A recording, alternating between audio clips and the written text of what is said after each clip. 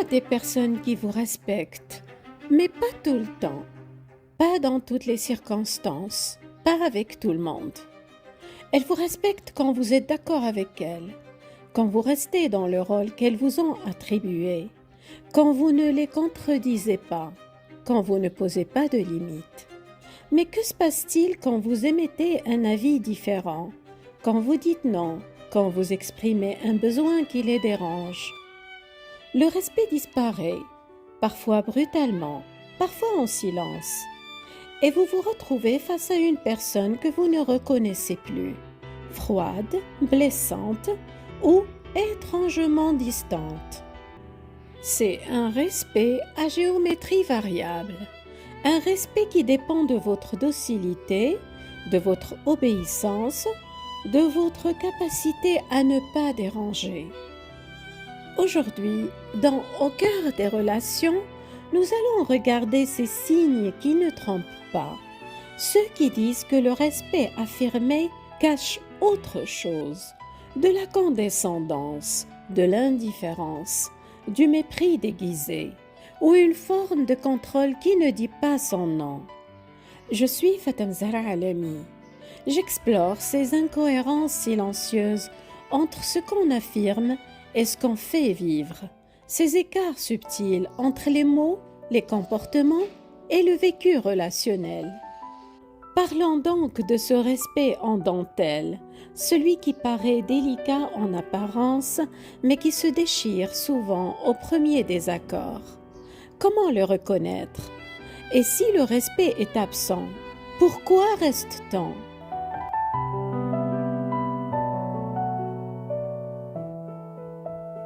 Pour reconnaître un respect fragile, certains signes ne trompent pas. Commençons par le respect à géométrie variable. On vous respecte en privé, mais on vous rabaisse en public, ou l'inverse. On vous respecte quand vous êtes d'accord, mais on vous disqualifie dès que vous émettez un avis différent. Le respect n'est pas une option. Il ne devrait pas dépendre de votre docilité. Certaines personnes tiennent surtout à l'image d'être respectueuses, mais dès que leurs intérêts, leur confort ou leur ego sont contrariés, la considération réelle disparaît. Le respect qui ne supporte pas les limites. Vous dites non, vous posez une limite. Et soudain le respect disparaît. Place à la colère, à la culpabilité, aux reproches, à la froideur, à la punition silencieuse. Si le respect s'évapore dès qu'on ne lui obéit plus, ce n'était pas du respect, c'était de l'approbation déguisée. Le respect qui ne résiste pas à la vulnérabilité. Vous partagez une peur, un doute, une sensibilité, et l'autre utilise cette confidence plus tard pour vous analyser, vous juger, vous blesser, vous déstabiliser ou vous faire douter de vous. Le respect véritable ne se sert pas des zones sensibles comme d'un levier de pouvoir. Il cherche à les protéger, pas à les exploiter. Le respect qui excuse tout sans rien changer. Désolé si tu l'as mal pris, c'est juste que tu es trop sensible. Ces phrases déplacent la faute. Le problème n'est plus ce que l'autre a fait, c'est votre façon de le recevoir. Ce n'est pas du respect, c'est de la déresponsabilisation en habit de cérémonie. Le respect qui devient une carte à jouer. Après tout ce que j'ai fait pour toi, après tout le respect que je te témoigne, tu devrais être reconnaissant, docile, accommodant, être comme je voudrais que tu sois. Là encore, ce n'est pas du respect, c'est une dette invisible. Je te respecte, donc tu dois correspondre à ce que j'attends de toi et occuper la petite place rétrécie que je te réserve. Le respect n'est pas un dû, c'est une posture. C'est un droit humain, pas une faveur.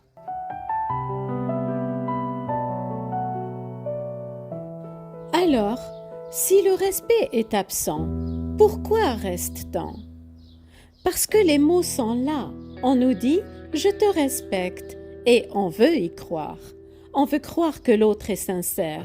On veut croire que le problème vient de nous, de notre sensibilité, de nos exigences. Parce que le respect factice n'est pas violent de manière évidente. Il n'y a pas d'insulte claire, pas de cris, pas de menaces, juste un décalage, une impression diffuse que quelque chose cloche, mais on ne peut pas le trouver, alors on doute. Parce que parfois on a grandi sans savoir à quoi ressemble un respect véritable. On a pris l'habitude de confondre l'attention avec le respect, l'intérêt avec la considération, la présence avec la fiabilité. Parce que quitter, c'est admettre qu'on s'est trompé, que les mots ne suffisent pas, que l'autre ne changera pas. C'est une perte d'espoir, de temps et d'investissement. On reste, on espère, on rationalise, on se dit que ça ira mieux demain, que c'est un malentendu. Mais le respect ne vient pas avec le temps, il se ressent ou il ne se ressent pas.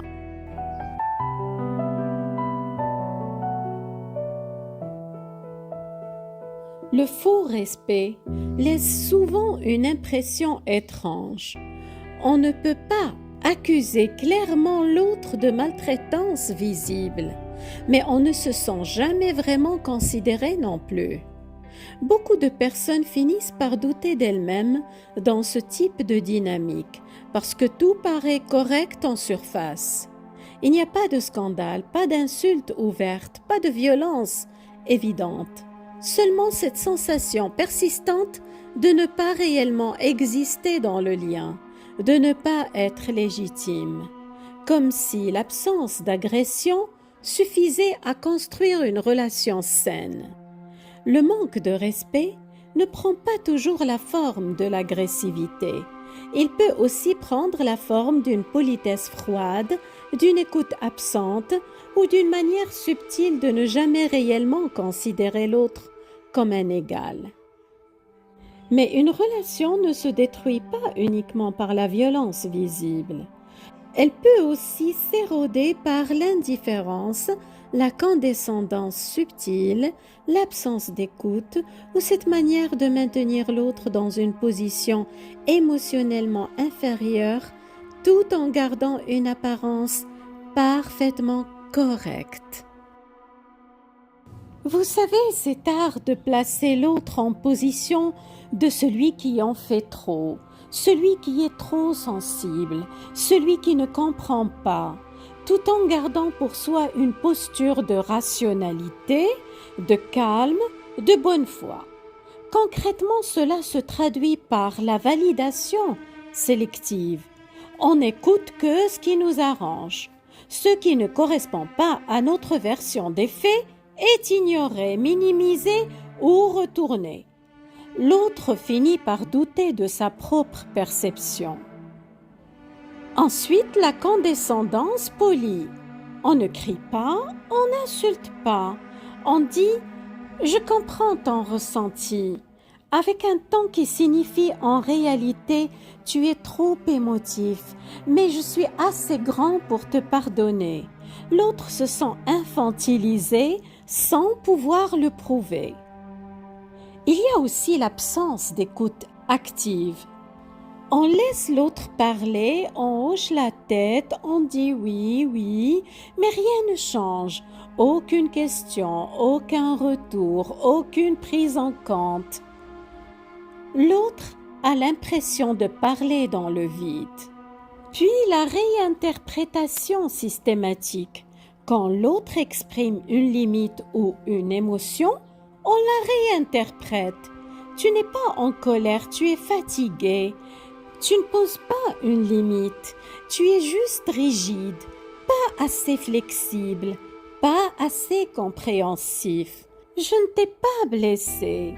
Tu as un problème. C'est une manière d'interpréter à votre place vos émotions pour qu'elles aillent dans le sens de sa propre version des faits. Vous finissez par ne plus savoir ce que vous ressentez vraiment. Et enfin, la posture de supériorité morale.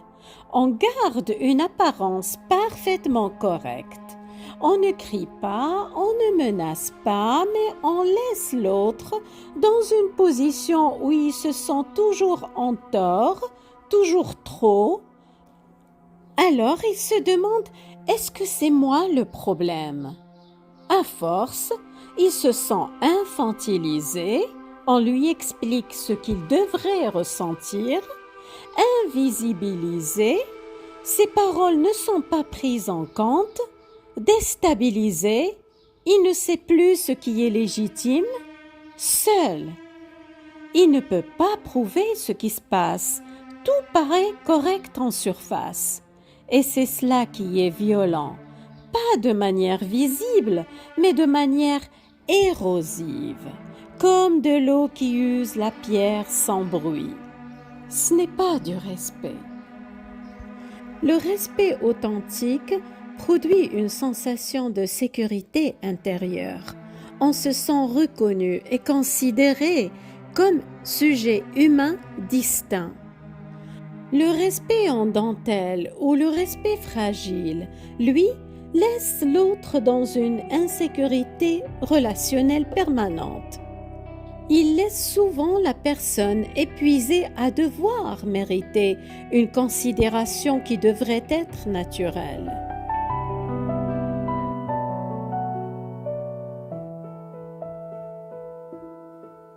Si vous devez supplier pour être respecté, vous ne l'êtes pas. Si vous devez justifier pourquoi vous méritez du respect, vous ne l'avez pas. Si le respect disparaît dès que vous n'êtes pas d'accord, ce n'était pas du respect.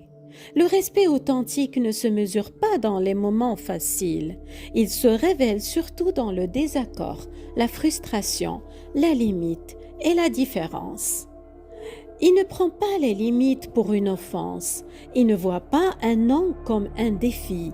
Il voit un non comme une information précieuse sur ce que l'autre peut ou ne peut pas.